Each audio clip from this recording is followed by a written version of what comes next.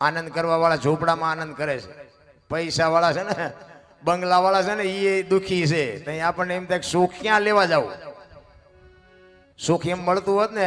તમે જો એક ઝૂંપડામાં એક ભીખ માગીને જે માણસો ખાય છે, કપડા વગરના છોકરા હોય, માં હોય, બાપ હોય, છોકરા હોય, આખા ગામમાં જઈને બટકું રોટલો એક લઈ આવે, એક કોળીઓ ખીચડી લઈ આવે, થોડુંક શાક લઈ આવે, અને બાપુ કપડા વગરના છોકરા હોય, મેલા ઘેલા કપડા પહેરીને માન બાપો બેઠા હોય, અને બાપુ એક થાળી હોય ને એમાં બાપુ એક આનંદ કરતા કરતા ખાતા હોય તો આપણને એમ થાય ખારું આ ભીખ માગીને ખાય તોય અમને આનંદ છે. અને કરોડપતિ ત્યાં જાય ને વહુ આમ મોઢું કરીને બેઠી હોય ને છોકરો આમ મોઢું કરીને બેઠો હોય, આપણને એમ થાય કે આ બંગલા દિવાળી નો મૂકવી જોઈએ. ક્યાં સુખ લેવા જવું મારે? અરે સુખે તમારી પાસે છે ને દુઃખે તમારી પાસે છે. આપણા ગઢા બાપુ આમાં બધાએ જોયું છે ને બધાને ખબર છે આપણા ગઢા કેવી જિંદગી જીવીને ગયા છે. હે અત્યારે હું ઘટે છે, મારા બાપ જ્યાં જાવ ત્યાં બધા રોવે છે, અમારી પાસે કઈ નથી, અમારી મરો કઈ ન હોય તો શું જોવે છે તમારે? વાહન મકાન રૂપિયા લોઢા હવામાં ઉડે, વગર દોડે વાતો થાય, હિલોળા કરે. સુલા છોકરા કાજુ બદામની ઓગઠ કરે છે, આપણને પાર્લે નથી ચડ્યું, પાર્લે ભલામણ તોય હજી શેઠો જ નથી. મને તો એમ થાય હારું કાલ મરી જઈશું, આવી જિંદગી જીવવાની હવે જીવ એવું જ હવે આવ્યું. બોલો બધા કે સ્વર્ગમાં આમ છે ને સ્વર્ગમાં આમ છે, ત્યાં કે હોનાના સિંહાસન ઉપર ઇન્દ્ર ભગવાન બેઠા છે ને અહીંયા ઇન્દ્રની અપસરાયું નાચ કરે છે ને અહીંયા ફુવારા છે ને અહીંયા કોઈક જી આવ્યું હોય કોને મારે પગ ઝાલવા જી આવ્યું અહીંયા કોઈ બધું ડીંગો ડીંગે ચાલે છે. આ છે ને આર્ય સ્વર્ગ છે, બાકી કોઈ સ્વર્ગ વર્ગ છે નહીં. તમે હા મારે ને તમારે શું હગું શું છે? બોલો મને. આ આપણો દાખલો લ્યો ને, તમારું ને મારું હગું શું? આ ફતેહગઢમાં મારે આવવાનું થાય શું કામ? તમારે મને બોલાવવાનું થાય શું કામ? આના સિવાય બીજું કોઈ સ્વર્ગ વર્ગ નથી.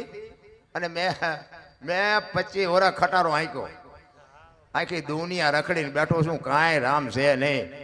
આજે આપણે ભેગા થઈને બેસી છે ને આનંદ કરી છે ને, હામો મળે ને જય માતાજી કરે, કોક જય સીતારામ કરે, જય શ્રી કૃષ્ણ કે.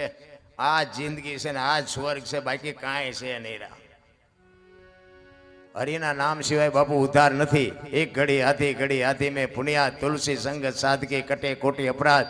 24 કલાકમાં મહાપુરુષો એટલે કહે છે. જોકે વક્તા બાપુ બેઠા છે, એમને એકવાર જોરદાર તાલીથી વધાવી લ્યો. કારણ કે આવા સંતો પાસેથી બાપુ કંઈક આપણે લેવાનું હોય છે. અને માણસનું જીવન કઈ રીતનું હોય, કેવી રીતનું જીવાય, કથાકારો બધા ખૂબ આપણને સમજાવે છે. પણ આપણને સારું કંઈક કઠણાઈ કંઈક છે ધારો સાંટો નથી પડતો. નગર મને તો ક્યાંક ક્યાંક એમ થાય ખાલી કથાયું ને ભજન ને ધૂન ને માંડવા ને પ્રતિષ્ઠાયું ને ચારે બાજુ એમ થાય ભક્તિનો રાફડો ફાટ્યો. તો મને એમ થાય કે આટલી બધી ભક્તિ થાય છતાં બગાડ કાં નથી ટકતો? વિચારવા જેવું નથી? આપણા ગઢા એટલું નહોતું કરી શકતા હતા. તો આ બધા વાપરે છે ખોટું છે મેં ન કહેવાય. 5 ગામ ધુમાડા બંધ જમતા હોય, આટલા બધા લાખો રૂપિયાના દાન કરતા હોય, આટલી બધી ભક્તિ હોય, આ બહેનો આ ભાઈઓ બધા કંઈક ભોગ આપતા હોય હહોની રીતે. તો મને એમ થાય ખારું આ બગાડ કાં નથી અટકતો? આ મટે ને જ કઈ નહીં, પણ આ સે અહીંયા તું ફોરેવો જોઈએ ને. તો આ ખોટું છે એમ તો આપણે બોલાય ને. એટલે કંઈક માથાકૂટ વાળું છે. શું છે એ તો મારો રામ જાણે. પણ મને એમ થાય કંઈક આપણે જીવનમાં ઉતારવાની જરૂર છે, નકરું દઈ દીધી આપણે છૂટી નહીં જાય. ઘણા બધા કર્મની વાતો કરે, કર્મ આમ ને કર્મ આમ ને. મને એમ થાય કે ભક્તિ કરે એવડા દુઃખી છે, લ્યો દુનિયાના બૂસ મારે એ સુખી છે. શું કર્મ કરવા? કર્મ મને આમાં ટપા નથી પડતા હો. આ તો આપણું ચમ હાલ્યું એ આપણને નથી ખબર. આ તમને ખુલાસો કરીને કહી દઉં, બધા હાલે છે ગમે એમ હાલતો મારો રામ જાણે. પણ મને આ કર્મમાં ના ભવમાં એમાં આપણને કઈ ટપા પડતા નથી. કારણ કે બધા નથી કે ઓલા ભવમાં આમ ને ઓલા ભવમાં આમ. એટલે કાલની ખબર છે તમને, કાલ શું થવાનું હોય. અને આપણે અહીંથી છૂટ્યા પછી ગમે ત્યાં જવાનો હોય તો ભગવાનને ખબર. પણ આવ્યા છે ક્યાંથી એ કોકને ખબર હોય તો હું શું વાત કરીને કોણ મને? જ્યાં ભવની ખબર કોઈને તો કાલની ખબર ન હોય ને ભવની હું ખોડવ્યા મળ્યો એ સુધારી લ્યો ને ભલામણ આ ભવ મોળો છે. આ ભવમાં શું ઘટે છે?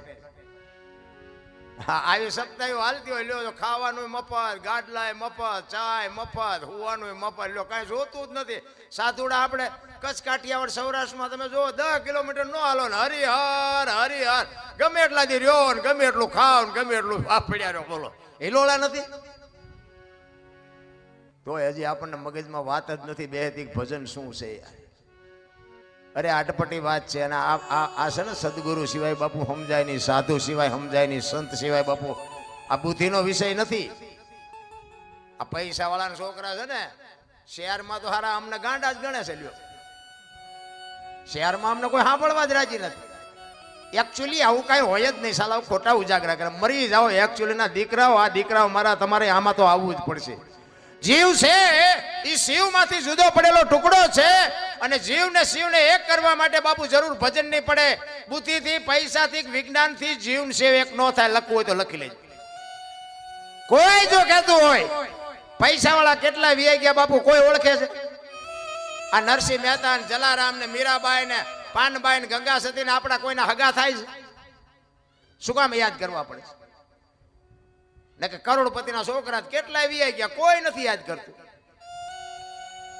તાવડા થઈ ગયા ઈવડા એમની પેઢીઓ શું અમારે અહીંયા કોથળા મોકલાવતી છે કે અમારા બાપાના ગાણા ગાવશો તમે 5-10 મણ દાણા મોકલાવી.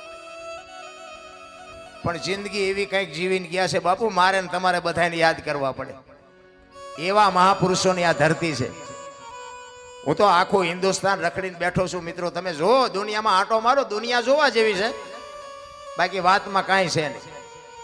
આપણું એક કચ્છ કાઠિયાવાડ ને સૌરાષ્ટ્ર બાપુ એવા ધર્મના વાવટા ફરકે છે ને પૈસા દઈને હાસું નથી ખાવા દેતા, આ મફત ખાવા દે. બોલો ઈ દેશ છે આપણો, ઈ ધરતી છે. અને આવી જોગમાં એવું તો બાપુ ગામો ગામ તમે જુઓ તો કુળના માથે આમ વડલો જેમ ગામના ઢોર માથે સાયો કરીને વડ્યો હોય ને એમ માવડિયું બાપુ સાયો કરીને કુટુંબની માથે. પણ કુટુંબની એકતા તો પેલા જોઈને રામ. મારી તો એક જ ભલામણ હોય છે ગમે ત્યાં પ્રોગ્રામમાં જાઉં ને કે કુટુંબ પરિવારમાં એકતા રાખજો, વ્યસનથી થોડાક આઘા રહેજો અને મેઇન મુદ્દો મા બાપની સેવા કરજો. બસ બાકી હું બીજું કહેતો નથી. આ કથા એવું કરો છો એ સારું છે, બંધ આ ખોટું છે એવું નથી કહેતો, પણ આ કદાચ નહીં કરો ને તો હાલશે. પણ મા બાપની સેવા, કુટુંબની એકતા અને વ્યસનથી થોડાક આગા બાપુ જિંદગીમાં કોઈ દી મોડો દી ન ગઈ આપણી ગેરંટી. આખી દુનિયામાં બાપુ બધું આમદામ ને ઠામ છે પણ અંદર ભડકાશે એનું કારણ એક જ છે કે બાપુ મા બાપને રાખવા જ કોઈ રાજી નથી. મા બાપ જેવા બાપુ ભગવાન કોઈ છે નહીં. ભલે તમે જાઓ આખી દુનિયામાં ફરો હરો મોજ કરો, બાકી મા બાપનું જો કાળજું બળ્યું ને જિંદગીમાં કોઈ દી ક્યાંય તમારું ગાડું હાલે નહીં આપણી ગેરંટી. સારી એટલા માટે જ કહું છું કે સારા સંતાનની જરૂર છે અને સારા સંતાન માટે સારી જનેતાની જરૂર છે. હારી મા વગર બાપુ હારા દીકરા કોઈ દી ન થઈ શકે. ધરાવીને ધાન નો નીપજે ઈ કુડવીને માડું ન હોય, જેહળ જકરા નીપજે જેની જનેતા હોથલ હોય. હારી મા વગર બાપુ કોઈ દી હારા દીકરા ન થાય. હું તો જ્યાં જાઉં ને આ બહેનોને ખાસ ભલામણ કરું છું કે તમારે થી ન જ હારા દીકરા થાય. ભાઈઓના કોઈ નેઠા નથી, એમાં હું આવી જાઉં. ઘરમાં કઈ વાત કરે, હોંસરીમાં કઈ કરે ને ફળિયામાં આવે તો આપણને એમ થાય ઘરમાં બોલ્યો તેવડો છે જ નહીં. જ્યાં જ્યાં ધર્મ ધ્રુજો ને જ્યાં પુરુષ નથી પૂગ્યો કે બાપુ દેશની આબરૂ દીકરીઓ રાખી તમે કયો તો હવાર સુધી દાખલા આપો. જ્યાં ધર્મ ધ્રુજો પુરુષ પૂગી ન શકે, પુરુષ જ્યાં થાકી ગયો ત્યાં બાપુ આ દીકરીઓ હાથમાં લગામ લીધી કે તમે બેસી જાઓ બાપુ, તમે કયો તો કયો એટલા દાખલા આપો. દીકરીઓ છે ને એ દીકરીઓ છે બાપુ, માવડિયું છે ને માથી મોટું આ દુનિયામાં જગતમાં કોઈ છે જ નહીં. કોઈને પાવર હોય તો ખોટી વાત છે. માં છે એ માં છે, બાકી બધી વાતું છે. હું તો બેનો દીકરીઓને ખાસ કહું તમે તો શક્તિનો અવતાર છો. તમે બાળીને ભસ્મ કરી દો એ તાકાત છે અત્યારે તમે, પણ હવે તમે ફેશનમાં જે દી ઉઠાડ્યો છે કોને કેવું? હા મારી વાતો તમને કડવી લાગશે થોડી 100%, પણ તમને નો સારું લાગે તો મને નો બોલાવતા, નો સીતારામ કરતા, પણ માવડિયું દેહના પ્રદર્શન ન હોય. શું તમારે સાબિત કરવું છે આ દુનિયાની પાસે? તમે તો જોગમાં આવ્યું છો બાપુ. મહાપુરુષોએ કીધું છે એક સંપત્તિ, એક સ્ત્રી અને એક અનાજ ઉપરથી કોઈ દી પડદો હટવા ન દેવાય બાપુ, જો આની કિંમત ન ઘટાડવી હોય તો. આ મહાપુરુષોના શબ્દો છે. દીકરીઓને તો હું ખાસ વંદન કરીને કહું છું કે માવડિયું મારી વાતો થોડી કડવી તો તમને લાગશે, પણ આ દુનિયામાં જે બગાડ જોઈ છે ને અંદરથી બાપુ આત્મો કકળે છે, ઘરે તમારી ભલી થાય, તમારી આ તમારું કામ છે. પણ કોને કેવું? ચંપલ લીલા હોય, કપડા લીલા, બંગડી લીલી, સાંડલો ઓલા નખ લીલા હોય, કપાળમાં સાંડલો લીલો, માથે હાથો લીલો, આપણે એમ દેખા ધરોડી ઉગી લાગે. લીલા હાથા પૂરવાના હોય છે, કાં તો કાળા સાંડલા. ભગવાને થોડુંક સાંભળું ધોળું આપ્યું હોય ને તો સાંડલો કાળો ઠપકેરો, કાળા સાંડલા કોઈને આશા હોય? અરે શું તમારે પ્રદર્શન કરવું છે મને તો એ નથી ખબર પડતી. દીકરી તો બાપુ દીકરી છે, હું તો સલામ કરું જ્યાં જઉં ત્યાં. એક તમે જુઓ, ઉદરમાં માં સંતાનને ઉદરમાં રાખે 9 મહિના, એનો જન્મ માં આપે, એનું લાલન પાલન માં કરે, ઉછેર માં કરે, અને વાય નામ બાપાનું લાગે.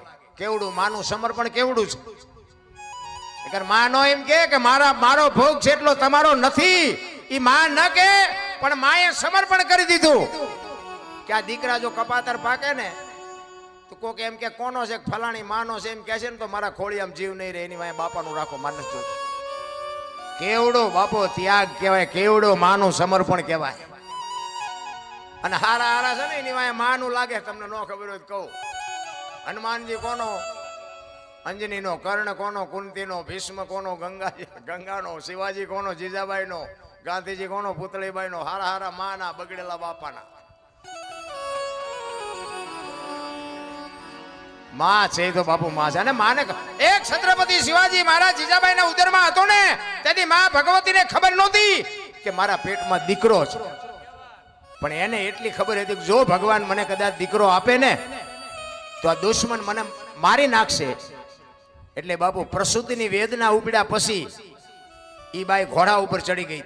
પ્રસૂતિની વેદના કેવી હોય માવડીઓને ખબર હોય, આપણને ન ખબર હોય. પ્રસૂતિની વેદના ઉપડ્યા પછી ઈ માં ભગવતી જીજાબાઈ ઘોડા ઉપર ચડી ગઈ અને 85 ગૌની મજલ કાપી દી. ઘોડા રાખતા હોય ખબર હોય બાપુ 10 ગૌ ઘોડા ઉપર જાવ ને, હેઠા ઉતરો તો આમ કેડે હાથ દેવા પડે, થાકી જ્યા. ઈ બાપુ પ્રસૂતિની વેદના ઉપડ્યા પછી 85 ગૌ કાપી છે. માં કેવી છે મારા રામ, એના દીકરામાં કોઈ દી ગોબો ન પડે. એને વેદના